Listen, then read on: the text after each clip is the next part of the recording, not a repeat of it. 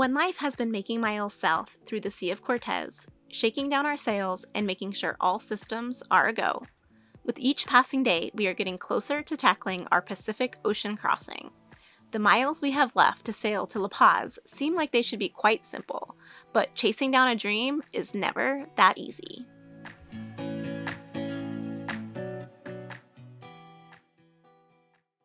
There are so many wasps surrounding our boat this morning that we can barely pull the anchor. Poor Gary was up there trying to pull it and the wasps were just swarming him.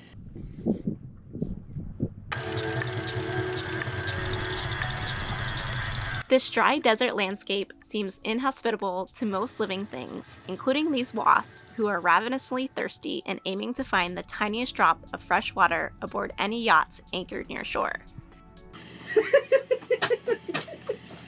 It's not funny.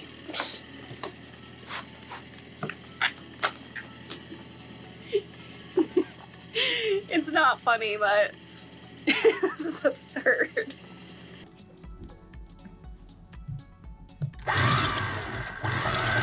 There was no way Gary was going to let a few wasps stop us from getting underway.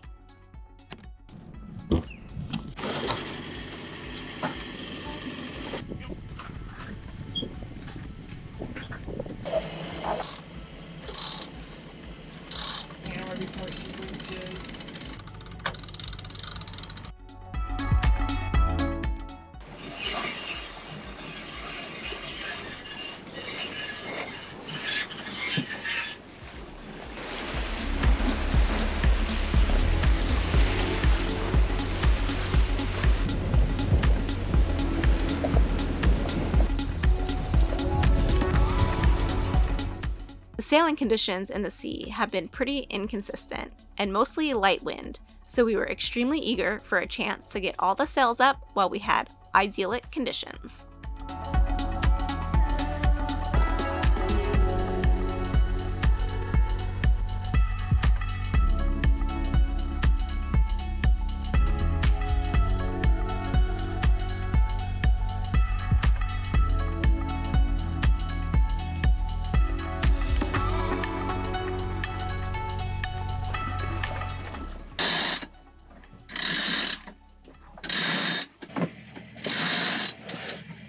As we dropped our sails and turned into the Bay of San Marcial, we were surprised to see no other boats anchored here.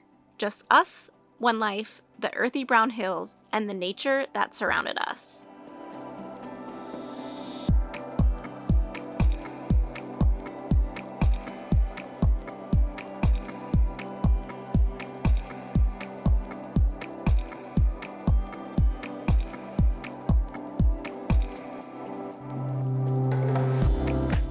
Pretty impressive scenery to have all to ourselves for the evening. Okay, we're gonna pull the anchor here. I don't even know where we're at. What is the name of this place? We've been to so many places. We've been doing all these little short hops. Yeah, I really don't know what the name of this place is. Puerto Marcial? San Marcial? Yes. Anyway, it's beautiful here.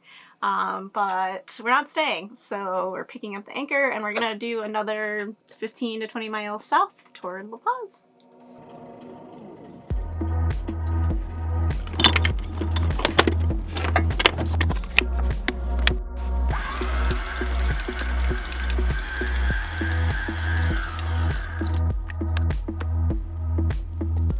You may be wondering why we didn't sail for a full week with no stops directly to La Paz. After 6 months of not sailing and refitting the boat, we needed this time to make sure the boat, as well as the two of us, were truly ready. We had numerous new systems on board, and there was no way we were going to hop off to cross an ocean without testing them all. Okay, we're sailing downwind today, and it's a great time to rig up our Whisker pole so we can go dead downwind. And we're going to show you how we set up our Forespar telescoping Whisker pole. The first thing we're going to do is tie a bridle for the topping lift. So there's 2 points to lift the pole from, one at the midsection, one at the end, and you want to lift the pole evenly from both. So we're going to tie about a 20-foot section of line on here, and this will act as a bridle to lift from those 2 points. We're going to use a spare halyard as our topping lift. just gonna loop this bridle through here and get that up out of the way for now. Okay, we're also gonna rig a fore guy and an after guy, and we'll show you what these are in a little bit, but I'm gonna tie them on now so that they're easier and ready to go.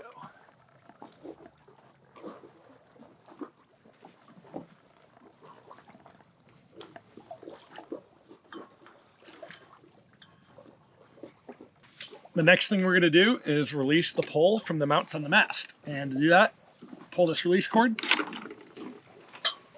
We've got our pole rigged up on this nice 3-to-1 purchase system that goes up our mast. So we're going to use this to lower the top end of the pole down.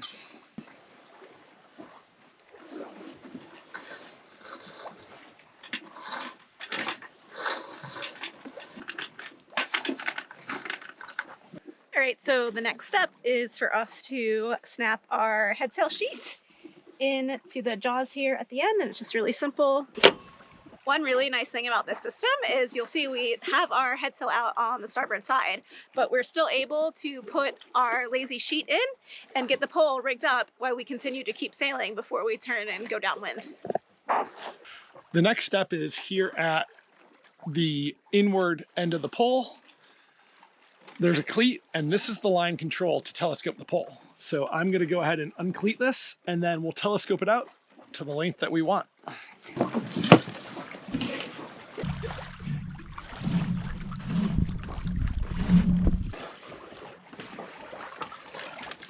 Okay, now we have the pole telescoped out to where we want it. And next, I'm going to raise the topping lift to bring the pole up to horizontal. That's pretty horizontal. Now that our pole is extended and out, we're going to rig the fore guy and the after guy. So Brooke right now has the fore guy in her hand, which is a line that goes from the end of the pole down to a forward cleat. And I'm going to take the after guy back to a midship cleat. And we'll use these two to control where the end of the pole is and make sure that it can't move.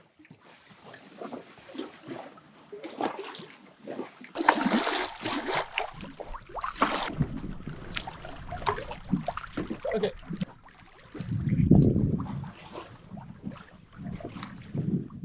So right now we have our pole parallel with the water, and we're ready to furl in our sail and put it out on the other side and then make our run downwind.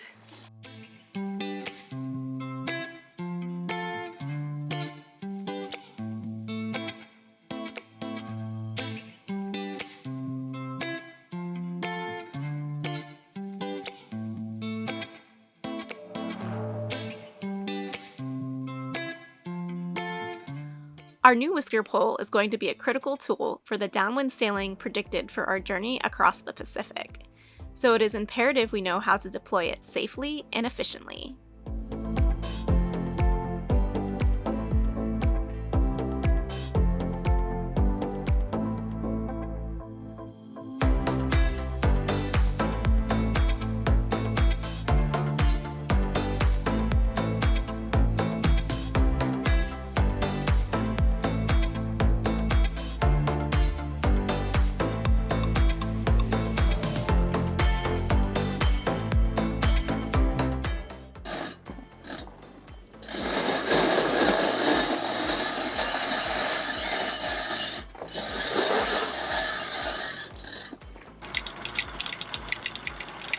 Okay, so now that we're anchored, it's time to take down the Whisker pole, and we're basically just gonna undo all of the steps that we did to put it out in reverse order.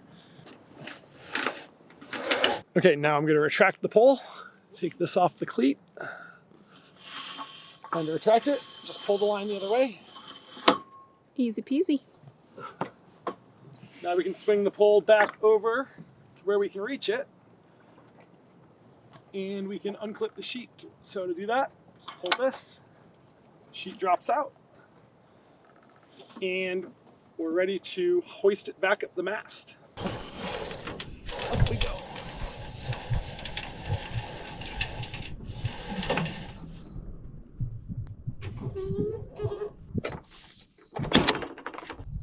All right, and now that the pole's resecured, all we have to do is untie the bridle and the fore guy and the after guy from it, and we're done. It's put away, safely secured on the mast.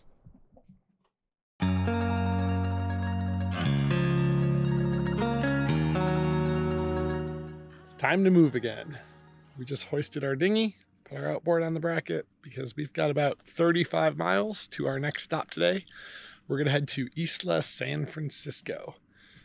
This morning there is absolutely zero wind, so we'll motor out and hopefully we'll pick up a little wind and be able to sail a little bit. But unfortunately, we really want to get down to La Paz pretty quickly because we have some prep to do before our Pacific crossing, and the window for the crossing is in the second half and drawing to a close. So we got to keep making miles.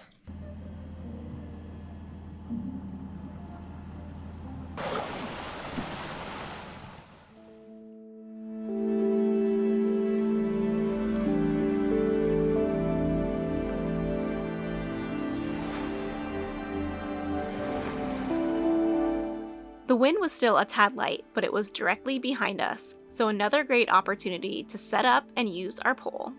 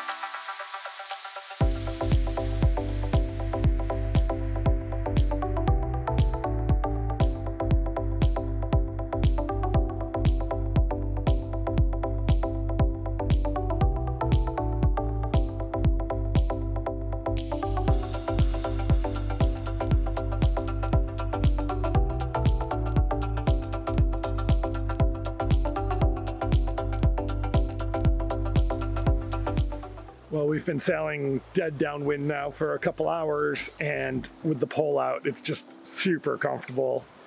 Before, if we were trying to sail the same direction as the wind like this, we'd have to jibe our way there, jibing back and forth, and it wasn't very comfortable because then the seas are always a little bit on the side of you, so you're rolling a lot. And it's not as fast, quite frankly, for us because this boat goes dead downwind pretty well. We've got the pole pretty much all the way extended and the full jib out, and we're doing 4 to 5 knots in about 10 to 15 knots of wind, which is pretty good. We're happy with that. And I'm just up here enjoying the conditions. We're getting pretty close. This over here is Isla San Francisco, and that's where we're gonna go stop for the night.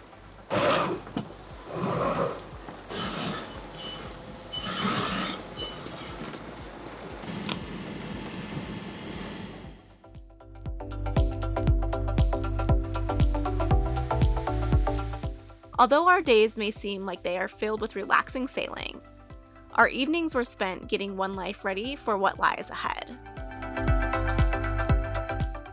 A couple of our halyards look like this. Pretty much done. And we bought a whole bunch of new running rigging from the US back when we were up there, brought it to Mexico with us, and I haven't actually had time to replace any of it yet. So I've been splicing new snap shackles on the ends and replacing a couple halyards. I already did our spinnaker halyard, and now I'm gonna run our new spare halyard or topping lift up the mast. First, I'm gonna cut off this old snap shackle.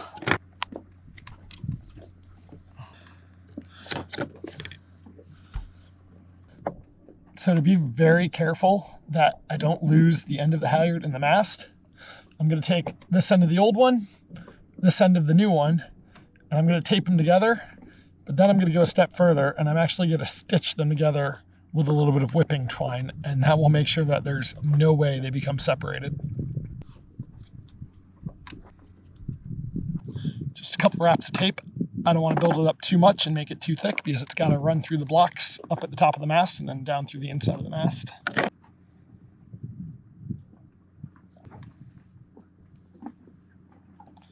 So I just ran the needle and the line back and forth through it a whole bunch of times, tied off the ends with square knots, and this will not come apart now.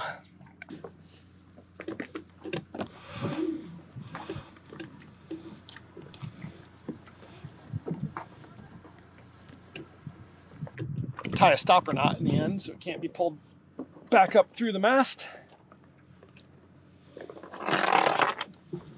And voila, new halyard.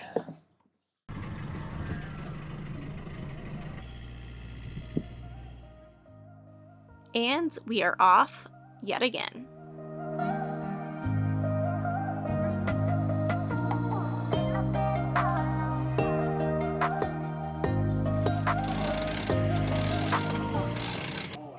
They're all out! Full sail!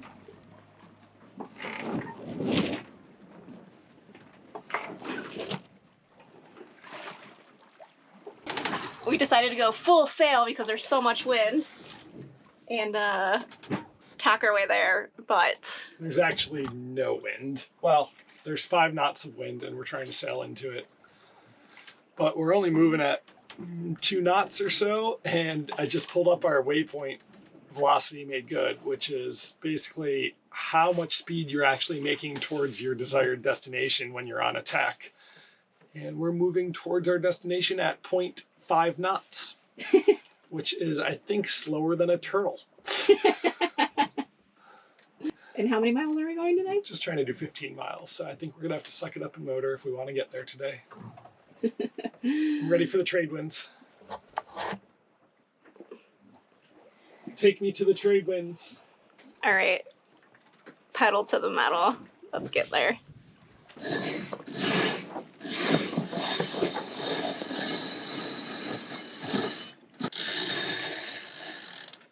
Why are you mad? Oh, that's a mad face. Double mad because you just put the camera on me. Everyone told me that when you're mad, I'm supposed to point a camera at you.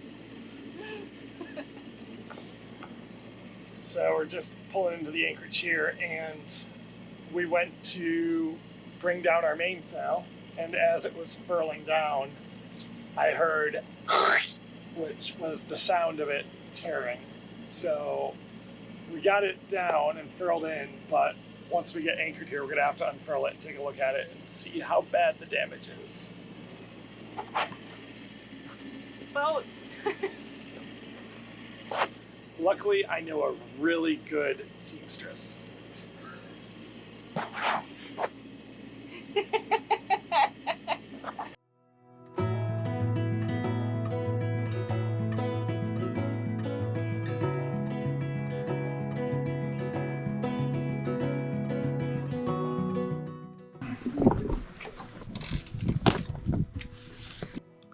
We still had quite a few items on our to-do list, and adding one more thing rather than crossing one off was quite disappointing.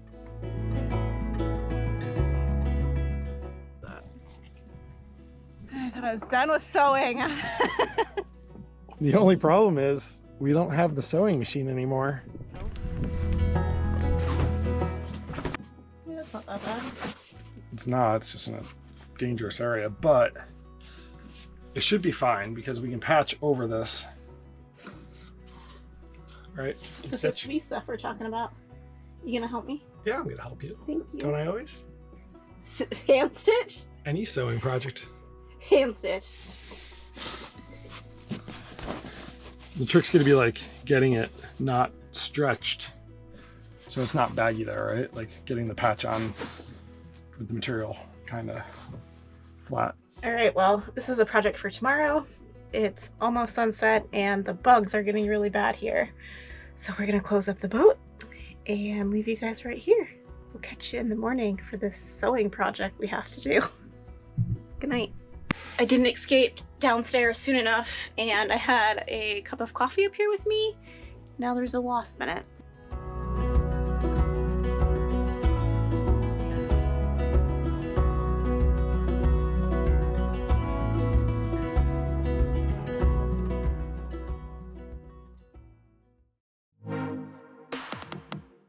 The next morning, we awoke to another sun-filled day. We both agreed we were in too gorgeous of a place to waste the entire day sewing.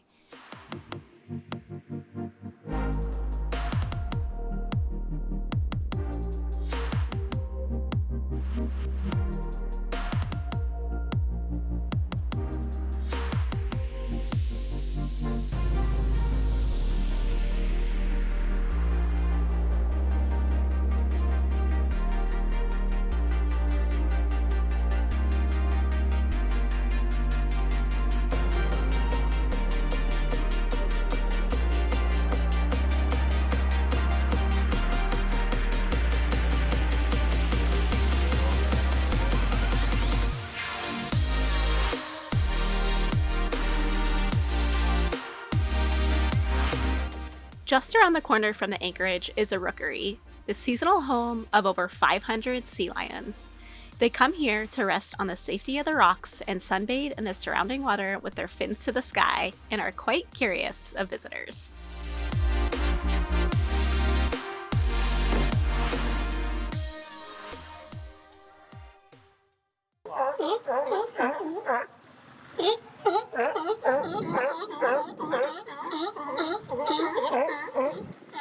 Well, we just pulled anchor to move because although it's really beautiful in that little cove and very private, we had it all to ourselves and our own little beach.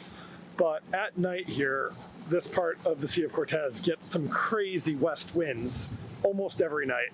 They're called the Cornwell winds, and they can blow 20, 25 knots out of the west starting late in the night and into the morning hours. And that cove is open to the west, so the chop came in, the wind funnels through those mountains, and we were only in about like 8 feet of water, so we didn't really love it in there. But today we're just gonna move around the corner to another one of these big coves. This one will be a little bit deeper and hopefully a little more protection from the west swell.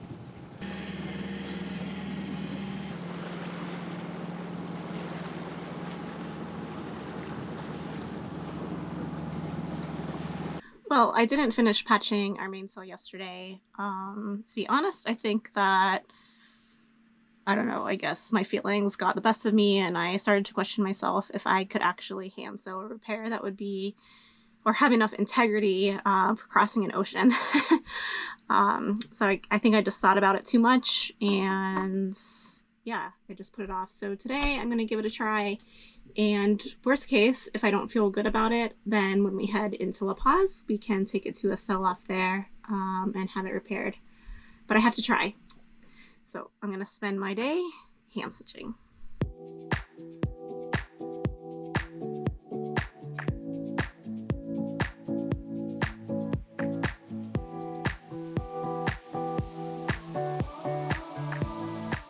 So I was feeling sorry for myself yesterday, but today I decided to get back to it.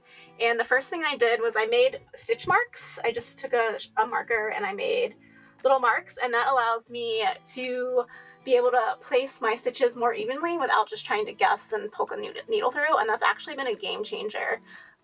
So I just started this about 15 minutes ago and it's going much faster than yesterday. So I'm just trying to do a zigzag stitch all the way up on all 4 corners. This is actually the smaller of the two, so I don't know how long it's going to take me. What are your guesses, Gary? Couple hours. Couple hours. So anyway, but I'm feeling better about it today. It looks great. Good job. Thanks.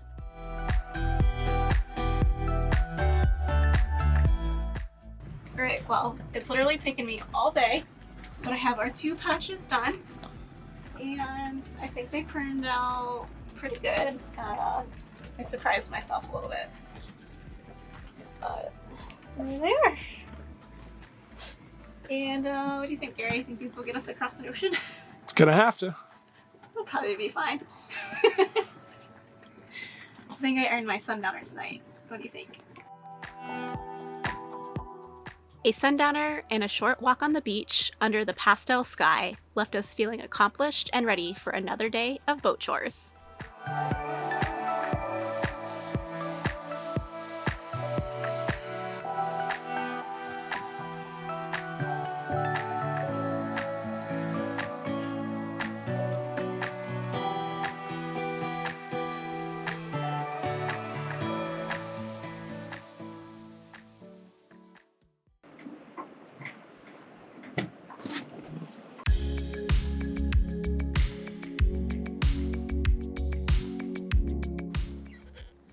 to this morning. Lashing our mainsail back onto the boom. It looks like a comfy It position. is not.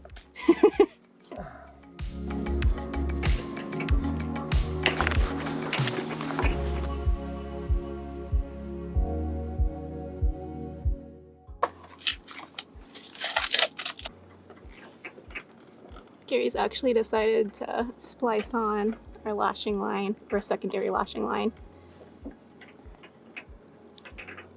And he's gotten pretty good at splicing here recently after replacing all of our running rigging.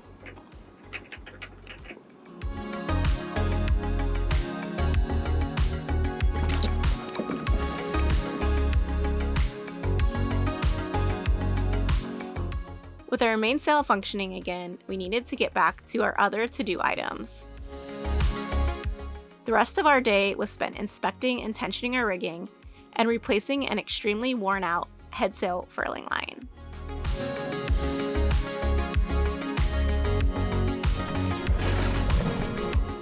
Our time in the Sea of Cortez is rapidly coming to a close, but one life is quickly becoming ready to cross an ocean.